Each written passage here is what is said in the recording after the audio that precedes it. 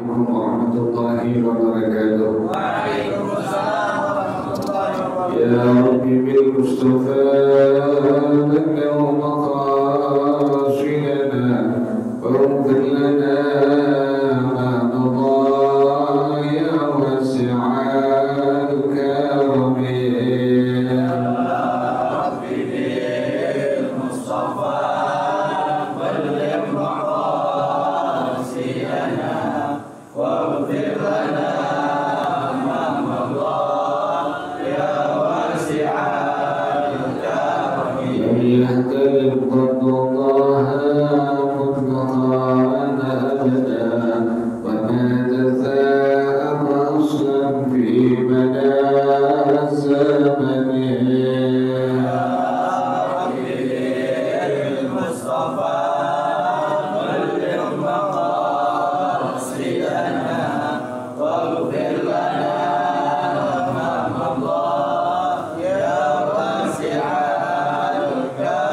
منه الدوام فلم تهرب وما وقعت ذبابة أبدا في جسمه الحسن.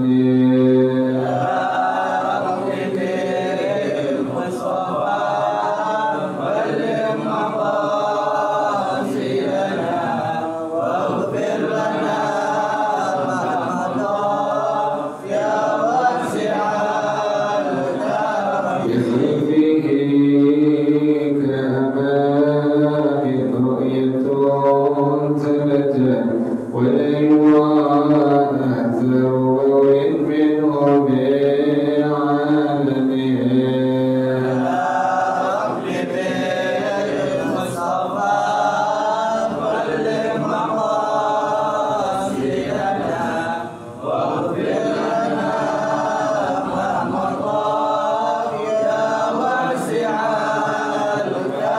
وقلبه لم ينم والعين قد نعست ولا يرى زله بالشمس له فاطنين.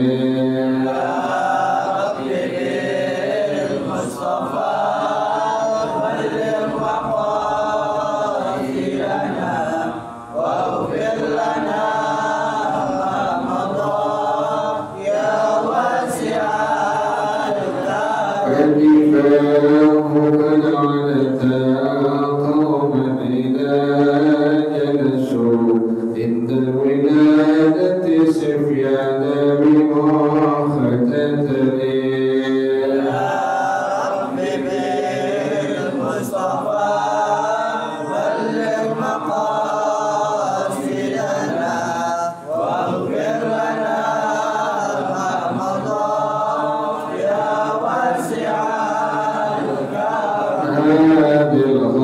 بالخصائص فاهبدها تكون آمنا من شر نار وسراق ومن محن.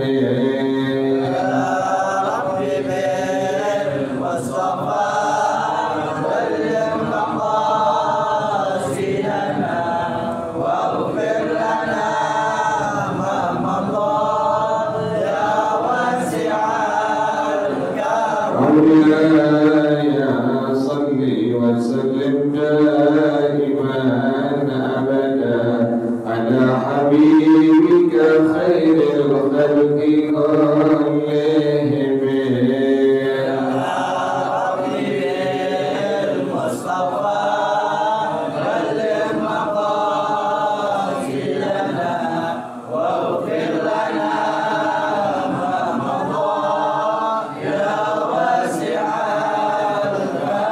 اللهم صل وسلم وبارك عليه وعلى آله الفضل رسول الله صلى الله عليه وسلم. ثم إلى أرواح آبائه وإخواننا الأنبياء المرسلين والصحابة أجمعين والعلماء العاملين. ثم إلى أرواح آبائنا وأمهاتنا وأجدادنا وجداتنا ومشايخنا ومعلمين في الدين ولجميع المسلمين والمسلمات والمؤمنين والمؤمنات شكر وشاهدنا ورب أرواحنا الحبيب عبد الرحمن بن أحمد الزكاة شيخنا رب أرواحنا الحبيب علي بن عبد الرحمن سلام وشيخنا ورب أرواحنا بهدي عودي بين الخير وإلى مؤلف هذا الشيخ بن عبد العزيز الكريم الشافعي ورسوله وقرائه أن الله يتغشاه بالرحمة والمغفرة أن الله يغفر لهم ويرحمهم ويعلي درجاتهم بالجنة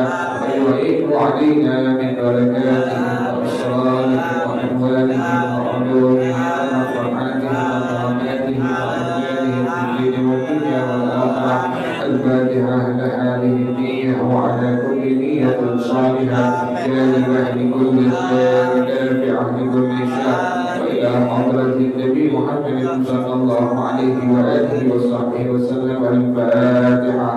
أعوذ بالله من الشيطان الرجيم.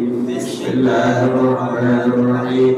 الحمد لله رب العالمين الرحمن الرحيم مالك يوم الدين إياك نعبد وإياك نستعين اهدنا الصراط المستقيم صراط الذين أنعمت عليهم غير المغضوب عليهم ولا الضالين آمين.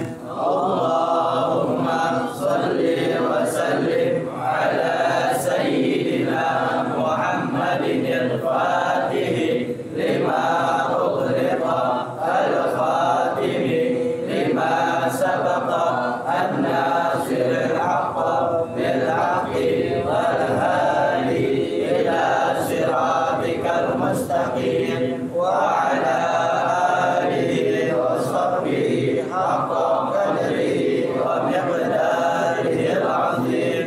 اللهم أخرجنا من ظلمات الوهم وأكرمنا بنور الفهم وافتح علينا بمعرفة العلم وحسن أخلاقنا بالحلم وسهل لنا أبواب فضلك وانشر علينا من خزائن رحمتك يا أرحم الراحمين. بسم الله الرحمن الرحيم. بسم الله الرحمن الرحيم. وابن أبي الدنيا والبيهقي عن الحسن مرسلا ما من عبد يخطب خطبة إلا الله سائله عنها يوم القيامة ما أراد بها. قال فكان مالك بن دينار إذا حدث فيها بكى ثم يقول أتحسبون عيني تكر بكلامي عليكم وأنا أعلم أن الله سائلي عنه يوم القيامة ما أردت به فأقول أنت الشهيد على قلبي لو لم أعلم أنه أحب إليك لم أقرأ على الاثنين أبدا. وقال شيخنا شيخ مشايخ الإسلام والمسلمين قطب الزمان شمس دائرة الإرفان لسان الملكوت القدسي في عالم التمكين زين العابدين أبو بكر محمد بن أبي الحسن البكري الصديقي رضي الله عنه فيما أوصاني به اجعل الإخلاص فيما تفيده وتستفيده شعارك والأدب مع الله فيما تعلمه وتعلمه لثارك ولا تبخل على طالب لتعليم ما علمه الله إياك وتحريا فيه تحريا أن يعلم أن الله يراه انتهى وذكر الله الإخلاص في طلب العلم ونشره وفي جميع الطاعات. الله أعلم بالصواب. بسم الله الرحمن الرحيم. الحمد لله رب العالمين والصلاة والسلام على أشرف الأنبياء والمرسلين وعلى آله وصحبه أجمعين. قال الشيخ الإمام المؤلف رحمه الله وعلى من نفع به بركات علومه وبكم في الدارين آمين. قال رضي الله تعالى عنكم. بسم الله الرحمن الرحيم. وابن أبي الدنيا والبيهقي. Ini hadis riwayat Al-Imam Ibnu Abi Dunya dan Al-Imam Al-Baihaqi rahimahullah. Al-Imam Al-Baihaqi adalah di antara ulama, di antara ahli hadis yang bermadhab kepada madhab Al-Imam Asy-Syafi'i rahimahullah. Anil Hasani mursalan. Ini hadis akhir sanad dari Syekh Al-Hasan. Ini hadis adalah hadis mursal. Bersabda Rasulullah sallallahu alaihi wa alihi wasallam, "Ma min 'abdin yakhutubu khutbatan." Tidaklah seorang hamba Allah menyampaikan khutbah, ceramah, mengajar, "Innallaha sa'iluhu 'anha yaumal qiyamati ma arada biha." Melainkan kata Rasulullah sallallahu alaihi wasallam, Allah akan bertanya kepadanya nanti pada hari kiamat apa yang dia mau. Tidaklah seorang hamba, boleh ustaz, boleh kiai, boleh habib, menyampaikan khutbah, menyampaikan ceramah, dia mengajar, nanti pada hari kiamat kata Rasulullah SAW, Allah bertanya kepadanya tentang apa yang dia mau, dari ceramah yang dia sampaikan, dari ngajar yang dia sampaikan, dari khutbah yang dia sampaikan.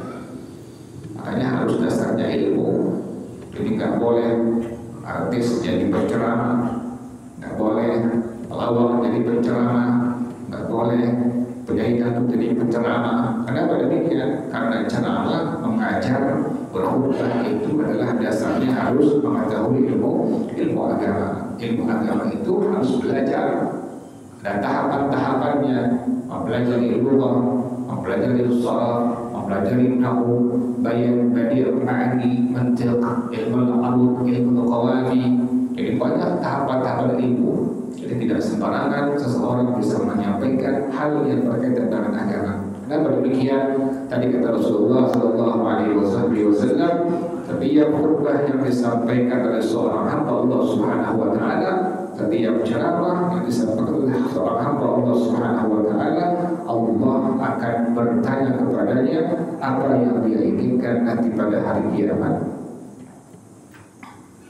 Qala, maka beliau mengatakan, Sayyid Al-Hasan mengatakan, fakana malikun dinarin, fakana malikun dinarin adalah Al-Imam Malik bin Dinar radhiyallahu taala anhu. Idza haddatsa biha, pada kalau beliau menyampaikan khutbah, beliau berceramah, maka beliau menangis. Tsumma yaqulu, kemudian beliau berkata, atahsabuna aini taqirru bi kalami alaikum, apakah kalian mengira mataku itu senang dengan ucapan aku yang aku sampaikan kepada kalian? Wa ana a'lamu anna Allah sa'ili anhu yawmal qiyamati ma aradtu bih, dan aku mengetahui bahwasanya Allah Subhanahu wa taala akan bertanya pada hari kiamat tentang yang aku sampaikan, yang aku inginkan dari yang aku sampaikan tadi. Jadi para ulama sampai demikian. Kenapa demikian? Setiap kalimat yang keluar dari lisannya, setiap ceramah yang dia sampaikan, setiap khutbah yang dia sampaikan, itu akan dimintakan pertanggungjawaban di hadapan Allah Subhanahu wa taala, dan Allah akan bertanya kepada itu orang pada hari kiamat. Langsung Allah yang nanya, bukan polisi, bukan jaksa, bukan hakim. Langsung Allah yang bertanya kepada itu hamba Allah yang menyampaikan khutbahnya nanti pada hari kiamat. Fa'aqulu, maka aku mengatakan, anta syahidu ala qalbi. Ya Allah, sesungguhnya engkau menjadi syahid, menjadi saksi atas hatiku ini. Lau lam a'lam annahu ahabbu ilaika lam aqra 'ala dini abada. Kalau seandainya aku tidak mengetahui bahwasanya hal itu merupakan yang paling kau senangi, maka aku tidak akan menyampaikan khutbah kepada dua orang pun selama-lamanya. Tapi karena kewajiban Al-Imam Malik bin Dinar radhiyallahu ta'ala anhu, maka beliau tetap menyampaikan khutbah beliau, ceramah beliau di hadapan orang yang sangat banyak. Jadi beliau sangat ketakutan nanti pada hari kiamat Allah bertanya kepadanya tentang yang dia inginkan, yang dia sampaikan kepada para jemaah. Makanya nggak boleh sembarangan, kan sembarangan. Sekarang siapa pun bisa menjadi berceramah. Sekarang siapa pun bisa menjadi dai. Siapa pun bisa menjadi kiai sekarang. Jadi nggak sembarangan. Karena demikian dasarnya harus semua ilmu. Karena yang disampaikan adalah semua dasarnya dari qala Allah, qala Rasul, qala ulama. Wa qala Syekhuna Syekhu Masyayikhul Islam wal Muslimin. Berkata Syekhul Islam, guru kami, Syekhu Masyayikhul Islam wal Muslimin, Qutbuz Zamani, Syamsu Dairatul Irfani, Lisanul Malakutil Kursiyyi fi Alamit Tamkin. Nama beliau Al-Imam Zainul Abidin Abu Bakr Muhammad bin Abdul Hasan Al-Bakri As-Siddiqi radhiyallahu anhu fi ma awsani bih. Beliau berikan aku wasiat. Apa wasiat dari beliau? Asy-Syaikh Zainul Abidin Abu Bakar Muhammad bin Abdul Hasan Al-Bakri As-Siddiqi, kata beliau, ij'alil ikhlasa fi ma tufiduhu wa tastafiduhu syi'araka. Jadikanlah ikhlas terhadap sesuatu yang engkau ajarkan dan engkau belajar sebagai syiar dari diri kau itu. Jadi kalau kita pengen mengajar, dasarnya pertama harus ikhlas. Atau ingin belajar bersama, dasarnya harus ikhlas sebagai syiar daripada diri kita. Wal adaba ma'allahi fima tu'allimuhu wa tata'allamuhu idza waqa'a. Jadikanlah adab bersama Allah pada sesuatu yang engkau ajarkan dan engkau pelajari, idza waqa'a sebagai selimut engkau. Jadi dasarnya mengajar, dasarnya belajar, pertama harus ikhlas. Yang kedua, jadikanlah adab bersama Allah terhadap sesuatu yang kita ajarkan dan kita pelajari sebagai selimut kita. Artinya apa? Tetap menjaga adab kita kepada Allah pada waktu mengajar, pada waktu kita belajar. Wala tabkhal 'ala talibin, janganlah engkau pelit kepada pelajar agama, bita'limi ma'allamahu Allah iyyaka, dengan mengajarkan sesuatu ilmu yang telah Allah memberitahukan kepada engkau terhadap ilmu tadi, mutaharriyan fihi, dalam keadaan bersungguh-sungguh, taharriya man ya'lamu anna Allah yarahu, bersungguhan yang seseorang itu dia tahu bahwasanya Allah melihatnya. Jadi pertama, dasarnya belajar mengajar harus ikhlas. Kedua, harus beradab bersama Allah, ada adabnya kepada Allah Subhanahu wa taala. Yang ketiga, jangan pelit, jangan bakhil untuk menyampaikan ilmu kepada para pelajar agama.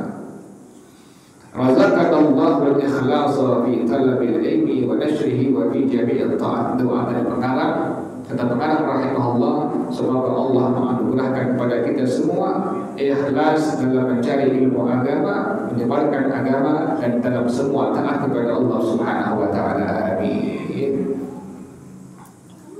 Karena enggak ada manfaatnya kalau kita belajar, kalau kita mengajar, kalau kita ibadah, bukan dasarnya hanya mencari keridhaan Allah Subhanahu wa taala. Tidak ada manfaatnya di hadapan Allah Subhanahu wa taala.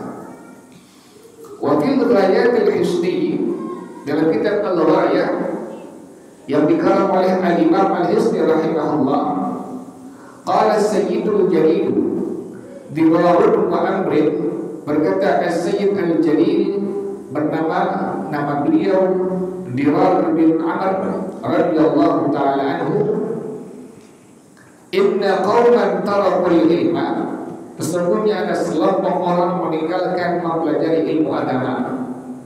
Ada orang yang tak mau mempelajari ilmu agama, bahkan wa mujalasata ahli ilmi, nggak mau duduk bareng ngaji belajar kepada orang-orang yang punya ilmu agama.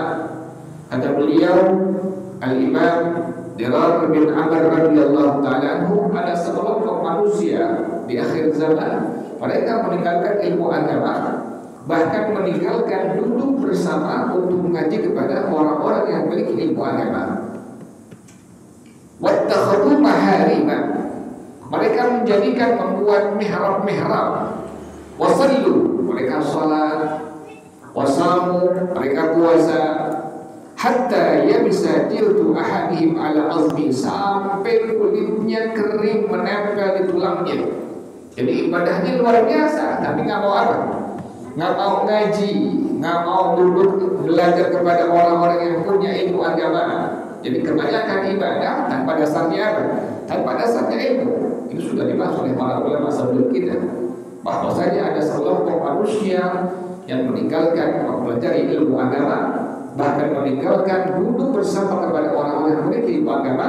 Mereka ibadah, mereka sholat, mereka berpuasa sampai kering kulit mereka menempel kepada tulang-tulang mereka. Ini menunjukkan ibadah mereka luar biasa, tapi tidak dengan dasar ilmu agama. Kata beliau, khalafu fahadaku, mereka semua tidak ada nilainya di hadapan Allah Subhanahu wa taala, tidak ada pahalanya di hadapan Allah Subhanahu wa taala terhadap ibadah-ibadah yang mereka kerjakan tanpa mereka mengetahui ilmunya, tanpa duduk bersama mengaji kepada orang-orang yang memiliki ilmu agama tadi. Walladzi la ilaha ghairuhu, demi Allah Subhanahu wa taala, ma 'amila 'amilun ala jahlin, tidaklah seorang dia beramal ibadah dasarnya tanpa dasar ilmu agama. Ada orang beribadah, kan ibadah sholat, puasa, zakat, haji, membaca Quran, semua bentuknya ibadah, tapi tanpa apa? Tanpa dasar ilmu agama. Illa kana ma yusidu aktsara mimma yasluhu wa sarfahu bil halaki, adalah melainkan mayusidu, sesuatu yang dapat merusak ibadah mereka lebih banyak daripada yang memperbaikinya. Jadi pahalanya sama sekali apa? Tidak ada dari Allah Subhanahu wa taala. Makanya dasar ibadah semua ilmu wajib bagi seorang muslim, seorang muslimah untuk mempelajari ilmunya. Zaman sekarang ini orang kebanyakan ibadah tapi tanpa apa? Dasar ilmu agama sama sekali.